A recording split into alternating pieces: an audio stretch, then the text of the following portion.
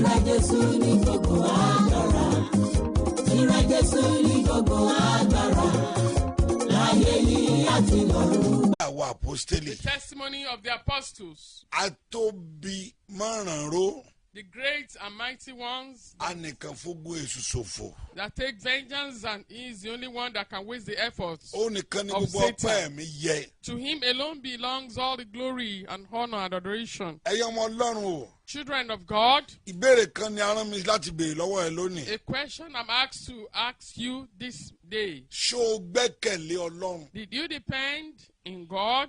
Ẹ̀yin ìránṣẹ́ Ọlọ́run. Ministers of God, Ẹ̀yin díákónì, ẹ̀yin ẹgbẹ́ akọrin. choir members, deacon, deaconesses, Àní gbogbo ẹ̀yin tí ẹ ní ẹgbàgbọ́ ẹjọ́ nígbàgbọ́. all those who claim they are Christians, born Ṣé ẹ again church, gbẹ́kẹ̀lé Ọlọ́run? children of God, did you believe in God? Ọ̀tọ̀ ni ìgbàgbọ́, One thing is faith, ọ̀tọ̀ ni ìgbẹ́kẹ̀lé. and one thing is dependence. Ok, ẹ gbẹ́kẹ̀lé Ọlọ́run àbí? You depend on God. Àwọn wo ni ẹlẹ́rìí ìgbẹ́kẹ̀lé yín? Who are those who can testify to the fact that you depend in God? Àwọn wo ni ẹlẹ́rìí ìgbẹ́kẹ̀lé tó o ní nínú Ọlọ́run? Who are those who can testify to your trust in God? Ìwọ ni Olúwa rán mi sí lónìí. The message is for you. Ṣé ìyàwó ẹ ni ẹlẹ́rìí ìgbẹ́kẹ̀lé rẹ? Is it your wife?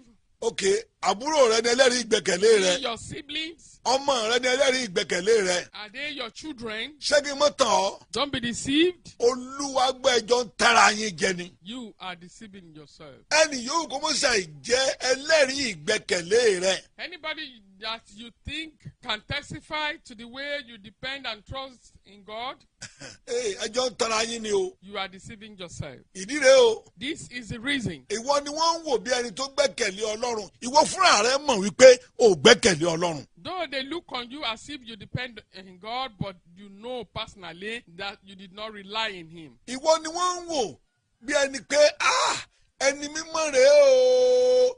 Ṣùgbọ́n ìwọ gan mọ̀ wípé o mọ̀ o People pé. look on you as if you are holy and perfect, but you inwardly, you know that you are not Àìmọ̀ perfect. àti àìpé rẹ ó dìnnáì rẹ ní ìgbẹ́kẹ̀lé Ọlọ́run.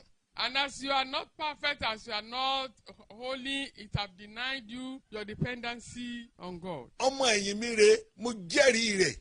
Mo ń tara mi ni o. I can trust my disciple, but inwardly it is otherwise. Ó gbẹ́kẹ̀lé Ọlọ́run mi ni mo fi jẹ́rìí rẹ̀.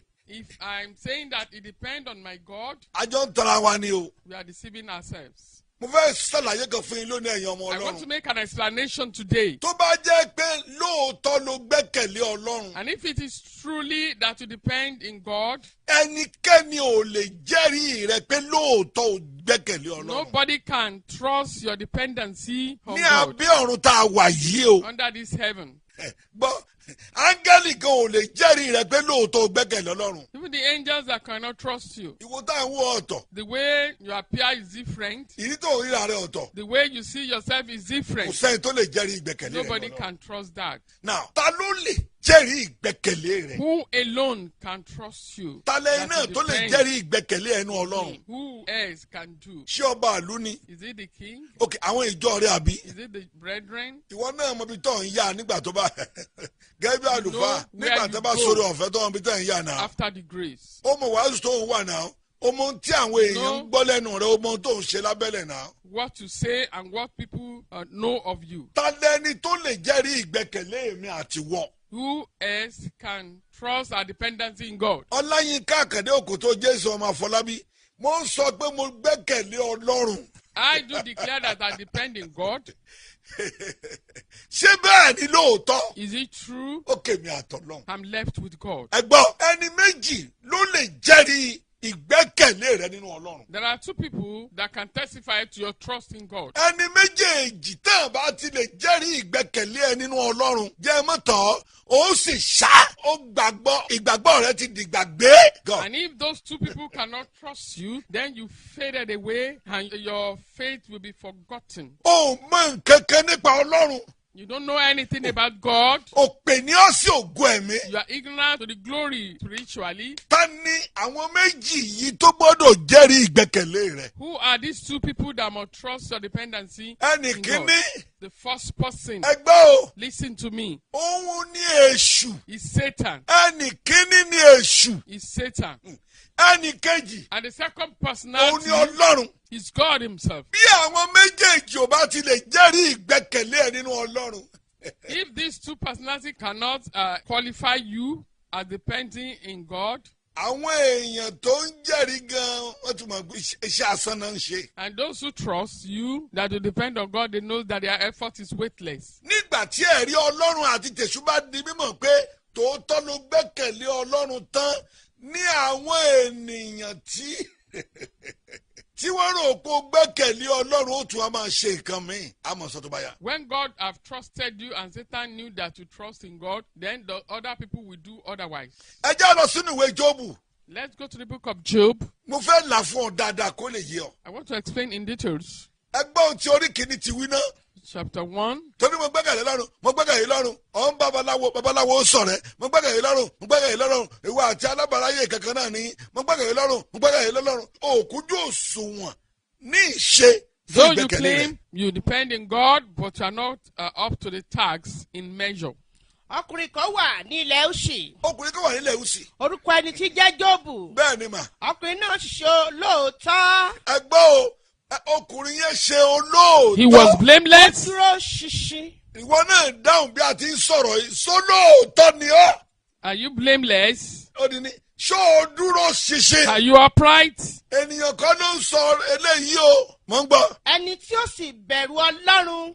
Wọ́n ló bẹ̀rù Ọlọ́run. He feared God Tí ó sì kórìíra ìwà búburú. Ó kórìíra ìwà búburú. and shunned evil. Ẹnìkan ló ń jẹ́ yìí lọ́wọ́ yìí o. Yes.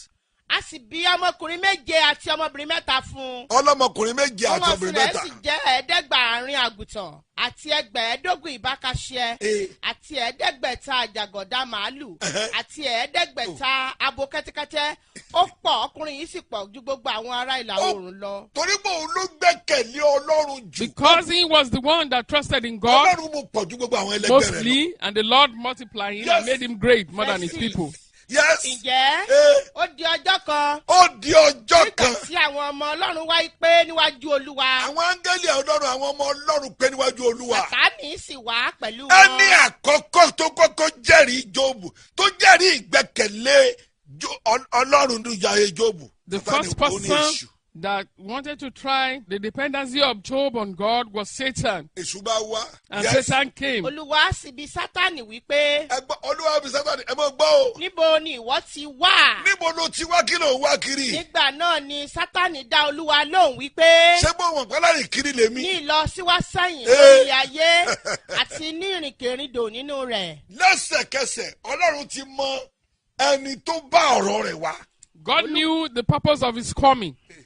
Olúwa sì sọ fún Sátánì pé Ọlọ́run wá sọ fún Sátánì pé wá kíyèsí Jóòbù ìránṣẹ́ mi mo mẹjọ́ ẹni tó mú wá. pé kò sí èkejì rẹ̀ lé ayé. Àwẹ̀ o! Ṣé Ọlọ́run lè jẹ́rìí ìgbẹ́kẹ̀lé? Can God trust your dependency on him? Ṣé o rí pé kò sẹ́nì kejì ẹ̀ láyé? See that you have not seen anybody as Yes. like as him on Ọkùnrin earth. tí ṣe olóòótọ́ Ẹ mọ̀ gbọ́ ẹ̀rí Ọlọ́run rẹ̀ o. This is a testimony Ọkùnrin of God tí ṣe about Job. olóòótọ́. tí ó That he sì was dúró blameless. ṣinṣin. Ó dúró ṣinṣin. Ẹni Ó di tí ó méjì. bẹ̀rù Ó Ọlọ́run di mẹ́ta ó tí ó bẹ̀rù sì Ọlọ́run. kórìíra ìwà búburú. Ó di mẹ́rin ó kórìíra ìwà búburú. Nígbà náà ni Sátánì dá Olúwa lóhùn wípé Aha. Jóòbù abẹ̀rù Ọlọ́run ilé asán Ẹ bí. tún gbọ́ ẹ̀rí tí Sátánì tó jẹ́. Dúró ná bàbá kò jẹ́ bẹ̀rù rẹ lásán. He did not fear you for nothing. Kò bẹ̀rù rẹ lásán jàre. Ó mọ ohun tó ṣe fún ni. Yes. Ìwọ ọkọ̀ àti ṣọgbà yìí ká Ó ti sọgbà yìí ká. àti yí ilé rẹ̀ àti yí ohun tí ó ní ká ní ìyà gbogbo. Aha. Ìwọ bù sí iṣẹ́ ọwọ́ rẹ̀. Ó bù síṣẹ́ ọwọ́ Ohun ẹ̀. ọ̀sìn rẹ̀ sì ń pọ̀ sí Gbogbo ohun tó ṣe ń ilẹ̀. lọ déédéé. Ǹjẹ́ náwó rẹ nísinsìnyí Gbìyànjú kó nawọ́ kí o ẹ̀. sì fi tọ́ gbogbo tí ó ní bí kì yóò sì bọ́hùn lé ojú rẹ̀. Ó mọ̀ pé kò gbẹ́kẹ̀lé ọ. Olúwa sì dá Sátánì lóhùn wípé kíyèsí Ẹ̀hẹ́. ohun gbogbo tí ó níbẹ̀ ní ìkáwọ́ rẹ̀ Ébà. kìkì ohun tí ká ẹ̀ ní ìwọ kò gbọ́dọ̀ fi ọwọ́ rẹ̀ kàn. Bẹ́ẹ̀ ni Sátánì jáde lọ kúrò níwájú Ẹ̀yin Olúwa. àyànfẹ́ o. Beloved of God, Lérí ẹ̀rí tí Sátánì tọ̀ lẹ́sẹ̀ wá sọ́dọ̀ Ọlọ́run nípa ìgbẹ́kẹ̀lé Jóòbù nínú Ọlọ́run. Upon the line that Satan has come to report Job upon, àti ẹ̀rí tí Ọlọ́run náà tuntun jẹ́ fún and tani the o, testimony fún which God Sátánì. had about Job to Mo Satan, mọ Jóòbù ju eléyìí lọ. he claimed he knew Job more than this. Ṣé ó yẹ k'Ọlọ́run tún yọ̀ǹda f'Èṣù pé ó dáa lọ ṣe ohun tó bá wù ọ́ sí? Upon all the trust of God in his life, does he need even to release him to Satan to torture him? Ṣùgbọ́n Ọlọ́run tún yọ̀ǹda rẹ̀ But God released him, lọ ṣe ohun tó bá wù ọ́ so sí. you should try him. Ọ̀pọ̀ nínú yín ló ilẹ̀ gbẹ́kẹ̀lé Ọlọ́run. So many of us claim we depend on God. Àfìgbà tí, oh God, bẹ́ẹ̀ sì lẹ́ gbẹ́kẹ̀lé Ọlọ́run tó. As we claim we depend on God, Ìgbà tí ẹ ní wàhálà. until when we have problems. Ẹ rántí pé lásìkò tẹ́ ẹ ní wàhálà yẹn padà lẹ́yìn Ọlọ́run tẹ́ That when gbẹ́kẹ̀lé. we have problems, we desert God. We Ẹ deserted padà him. sí ẹ̀yìn ènìyàn. We deserted him and follow human Ẹ beings. padà sí ọ̀dọ̀ ènìyàn. Even we deserted him and go to man. Ẹ dẹ̀ ń sọ fún ènìyàn pé bọ̀tọ̀ Ọlọ́run ni mo And gbẹ́kẹ̀lé we o. claim that we depend in God. Ènìyàn dẹ̀ ń mú by ọ that. sínú lọ báyìí ó dẹ̀ ń sọ pé Ọlọ́run náà mo man gbẹ́kẹ̀lé. is Ọlọ́run leading sórí you mi o. astray. Wàhálà yìí ló pọ̀ jù o. And Ọlọ́run you sórí claim, mi o. God, Obìnrin ló can le you jù o. see me? It is Ọlọ́run because of sórí this mi o. problem. Àìsàn yìí ló lágbára jù o. Ara ló ní mí jù o. Òun mo fi wọlé aláwo I've lọ o. been oppressed, subjected. That's Ara why ló- I have to go to herbalist. Ara ló ń ro mi kọjá àlà o. The pain is too Mo much fi for kọjá me. sọ́dọ̀ àlàáfáà o. That's why I went to herbalist. No. That is not the case. Nígbà tí Supposed not to ipá ènìyàn tó tẹ̀lé wa tún pin tán. When the effort of man has vanished, Wọ́n bẹ̀rẹ̀ sí ní kọrin. Mo ti padà sọ́dọ̀ rẹ̀ Olúwa. you claim you have come Mo back ti to God. sápadà lẹ́yìn ayé. You have deserted man. Mo ti sápadà lẹ́yìn ayé. Ara èṣù àtẹ̀ṣẹ̀ ló fa mi lọ púpọ̀. Mo gbóhùn o nígbà tí ipá ènìyàn pin tán nù o. Ẹ̀yin Ọlọ́run ti kúrò o. Mo gbóhùn olùgbàlà Jésù ọba mi. Mo ti sápadà lẹ́yìn. Olúwa dáríjì mi. Ọlọ́run àkàmọ̀ wò. And you ask for forgiveness. Ẹ̀rí ìgbẹ́kẹ̀lé rẹ nínú Ọlọ́run ti ṣá.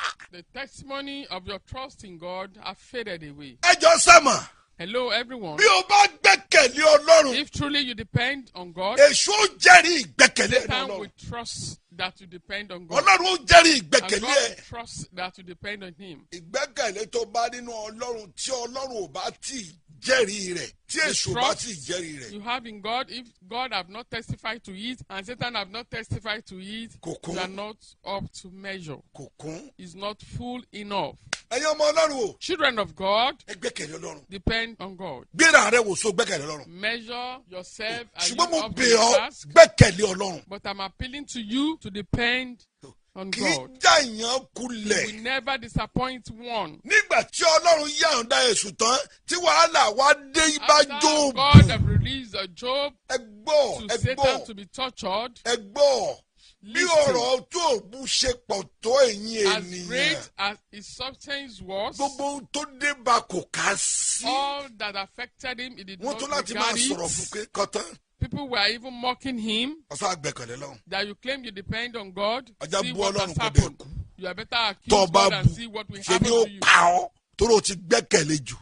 Bú Ọlọ́run kò sì kú. They asked him to accuse God, who caused God, Ẹ jẹ́ tó lọ but kà he síwájú did sí. not. Ẹ wo Jóòbù wípé ènìyàn ò lè gbáre kó mọ́ gbà bí. Ṣé torí tí ó dé yìí? Èmi ò ní ṣe Ọlọ́run o. He claimed he will never deny God. Mi ò ní padà lẹ́yìn rẹ̀. Ìṣòro wo ló tí ì ní báyìí? What problem do you have Bó o ṣe ló tẹ̀lé Jésù tó, that you claim you followed God, ó dẹ̀ sá padà. Jesus, but you went back suddenly? Ọ̀nà ìrànlọ́wọ́ ènìyàn wá pin tán, ọ̀tún àpadà wá sọ́dọ̀ And Ọlọ́run. where the help of man has failed, you come back to God again. Ó ní kó kọ ìhà tó kọ sí ọ nígbà tó ń tẹ̀lé kó tún kọ padà. No! Kò lẹ́rìí ìgbẹ́kẹ̀lé rẹ nínú rẹ̀ tẹ́lẹ̀tẹ́lẹ̀. And you want him to quickly follow you and be on your side again. He is yet to trust you again. Ẹ̀rí ìgbẹ́kẹ̀lé. The trust of the testimony of God on your faith. Very good.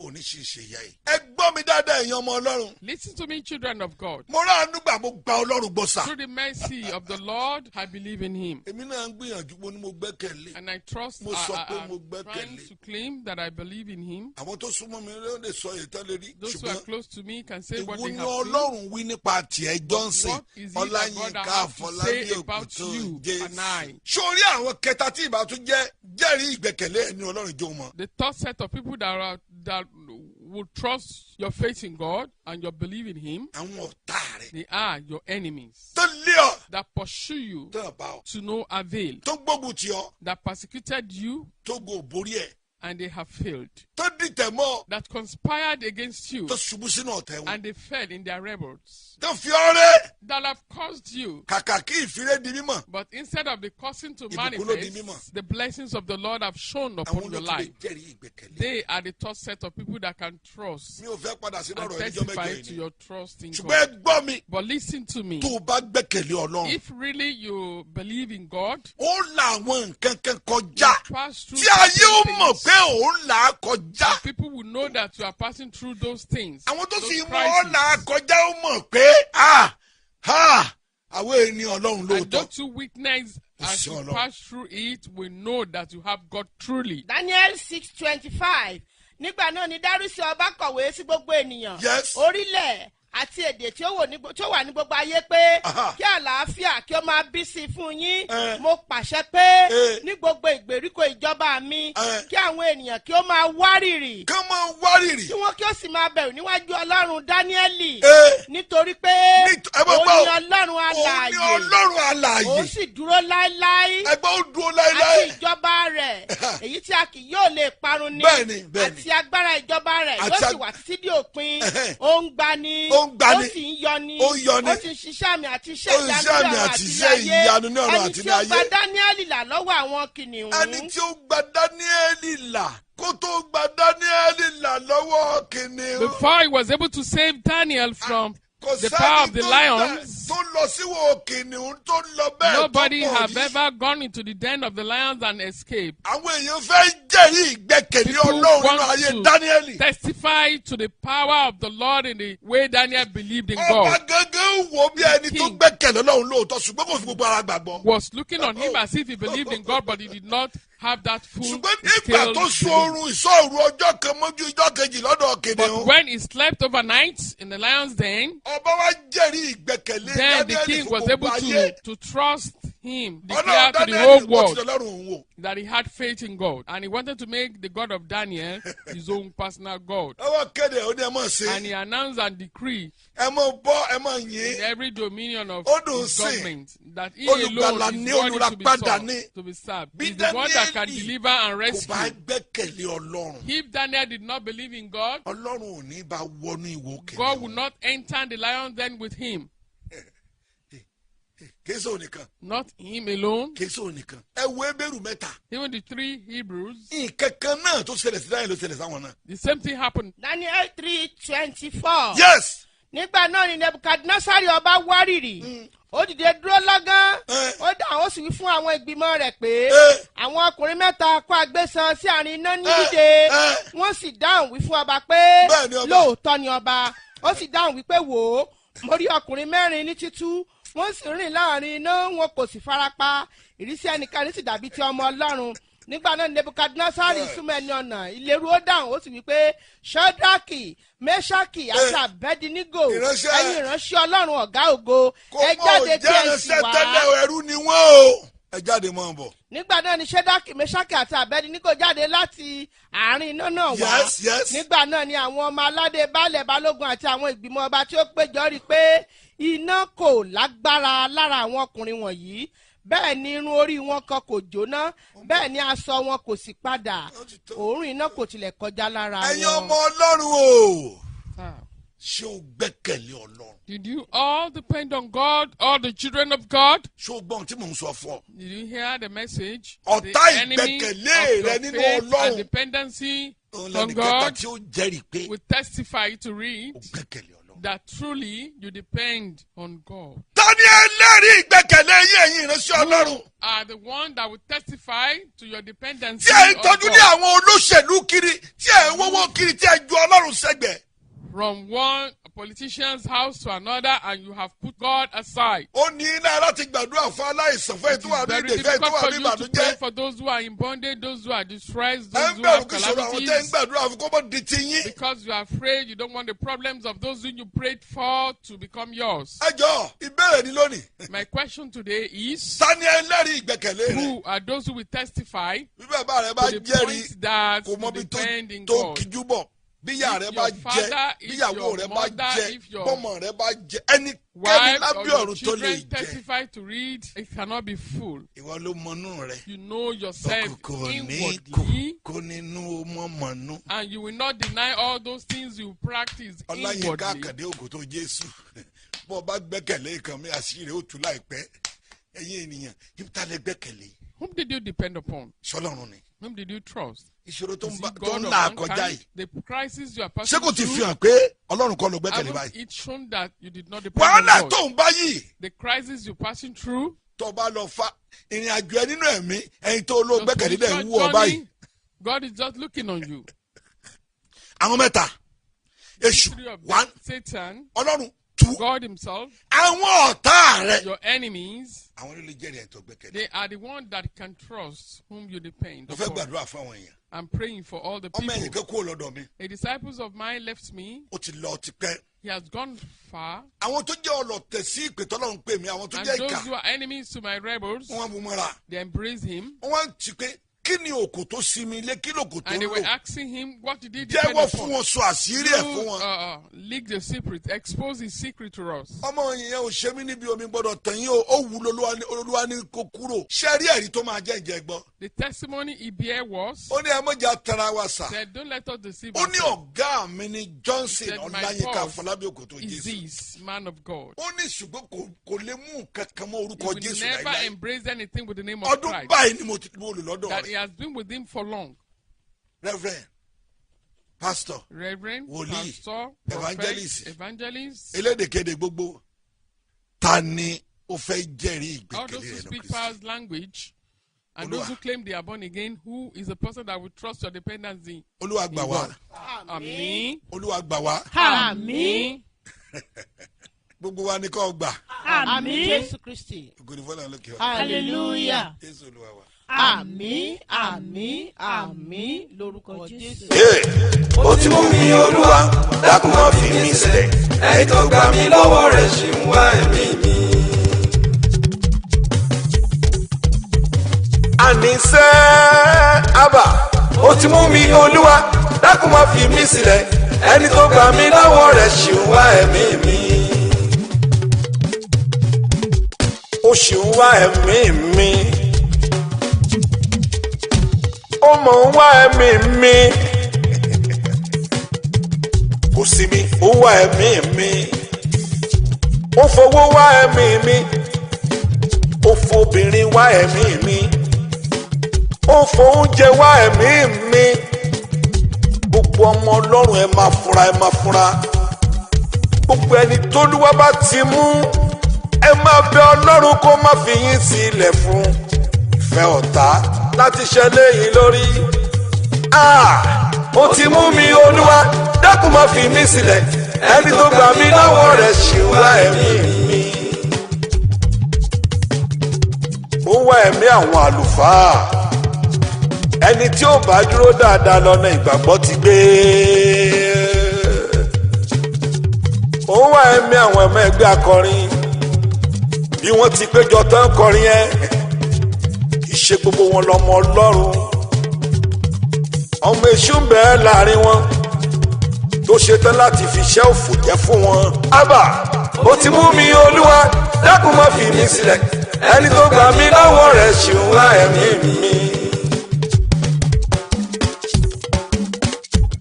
Ó lẹ́ni tó bá dúró kó dúró dáadáa kó dúró kó máa kíyèsára torí èṣù ọ̀tá ẹ̀mí ń dọ̀dẹ gbogbo ọkàn ọmọ Ọlọ́run. Mo ti fàyè mi fún ẹni tó ní. Mo ti fi ilé mi lé ẹni tó ní gbogbo rẹ̀ lọ́wọ́. ohun tó bá fẹ́ kí n ṣe Olúwa ni màmá ṣe. Àrà tó bá fẹ́ fayé mi dá Olúwa máa fi dá lọ. Ìjọba ọ̀run tó jèrè òun ní gbàgbọ́. Ẹni tó bá ràn lọ́wọ́ kó o tì lẹ́yìn yóò ṣòro fún láti ṣàṣeyọrí ìjọba ọ̀run.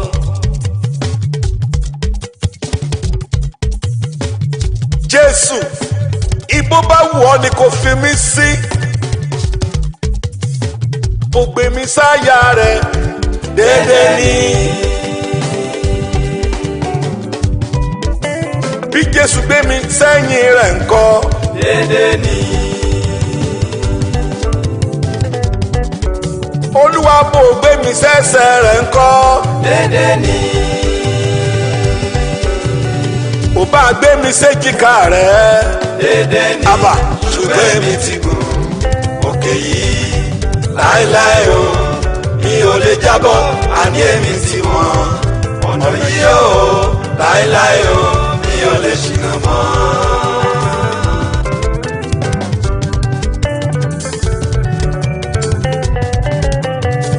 Agbémọmọdẹ̀yìn apọmọ máma jábọ́, máa gbé mi lọ tẹ̀bí tará mi o, máa gbé mi lọ tilétilé tijọ́tijọ́, gbé mi tipètipè tó pè mí.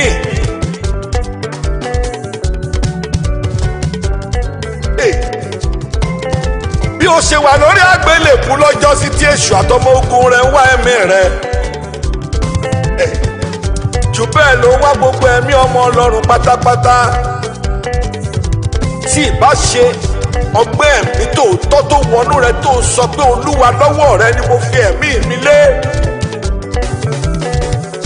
Àwọn ọmọ Ọlọ́run ò fura pé èṣù wá ẹ̀mí gbogbo wa. Jésù Olúwa ní gbogbo agbára. A gbàgbọ́ pé gbogbo yín lẹ ti gbádùn Jésù nínú ọ̀rọ̀ Ọlọ́run tí a ṣẹ̀ṣẹ̀ gbọ́ tán yìí títí di ọjọ́ mẹ́jọ tí a tún pàdé lórí ètò yìí ní wákàtí kan náà. Ìyanu ayọ̀ ni yóò máa ṣẹlẹ̀ nínú ilé yín lórúkọ Jésù.